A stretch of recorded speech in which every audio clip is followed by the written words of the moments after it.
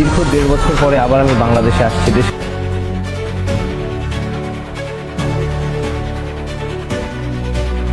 বাংলাদেশ ক্রিকেটে ফিরছে সবচেয়ে আলোচিত নাম সাকিব আল হাসান, মাঠের নায়ক, বিতর্কের কেন্দ্রবিন্দু। এবার তাকে ঘিরেই অবশেষে বড় পদক্ষেপ নিল বিসিবি। মামলা প্রত্যাহারের উদ্যোগ, সরকারের ইতিবাচক সংকেত, বোর্ডের প্রস্তুতি, সব মিলিয়ে নতুন মোড় নিচ্ছে গল্পটা। তাহলে কি খুব শিগগিরই আবার লাল সবুজ জার্সিতে দেখা যাবে সাকিবকে, নাকি এখনো বাকি আছে শেষ বাধা? চলুন জানি কি হচ্ছে নেপথ্যে এবং সামনে কি অপেক্ষা করছে বাংলাদেশের ক্রিকেটে।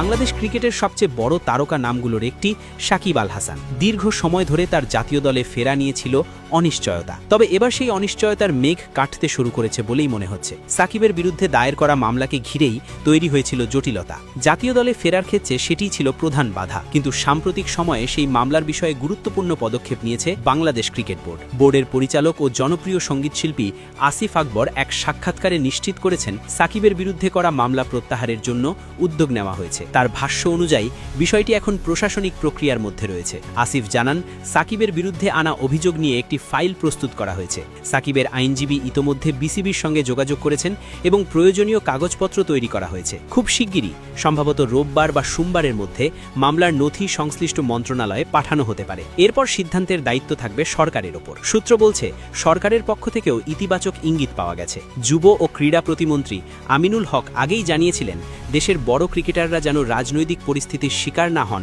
সে বিষয়ে সরকার সচেতন। দায়িত্ব নেওয়ার আগেই তিনি মাশরাফি বিন মুর্তজা এবং সাকিবের মতো জ্যেষ্ঠ ক্রিকেটারদের ফেরানোর পক্ষে মত দিয়েছিলেন। দায়িত্ব নেওয়ার পরও একই অবস্থান পুনর্ব্যক্ত করেন তিনি। তার মতে, দেশের ক্রিকেটের স্বার্থেই অভিজ্ঞ ও বড় খেলোয়াড়দের সুযোগ দেওয়া উচিত। এই প্রেক্ষাপটে সাকিবের জাতীয় দলে ফেরার সম্ভাবনা এখন অনেকটাই উজ্জ্বল। সাকিব নিজেও একাধিকবার ইঙ্গিত দিয়েছেন যে তিনি আবারও জাতীয় দলে ফিরতে চান। তার অভিজ্ঞতা, অলরাউন্ড পারফরম্যান্স এবং নেতৃত্বের গুণাবলী এখনও দলের জন্য গুরুত্বপূর্ণ সম্পদ।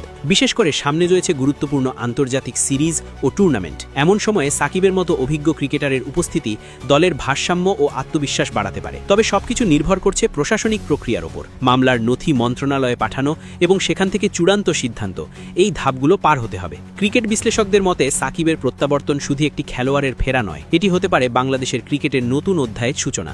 দীর্ঘ বিতর্ক ও অনিশ্চয়তার পর যদি তিনি আবার জাতীয় দলে জায়গা করে নেন, তাহলে সেটি হবে ভক্তদের জন্য বড় স্বস্তির খবর। এখন প্রশ্ন একটাই, কবে দেখা যাবে সাকিবকে আবার লাল সবুজ জার্সিতে? ক্রিকেট প্রেমীরা অপেক্ষায়, বোর্ড প্রস্তুত, সরকার ইতিবাচক, আর সাকিব নিজেও ফিরতে আগ্রহী। শেষ সিদ্ধান্তের অপেক্ষা, তারপরই হয়তো শুরু হবে নতুন এক অধ্যায়, যেখানে আবারও ব্যাট বলে কথা বলবেন বাংলাদেশের সেরা অলরাউন্ডার।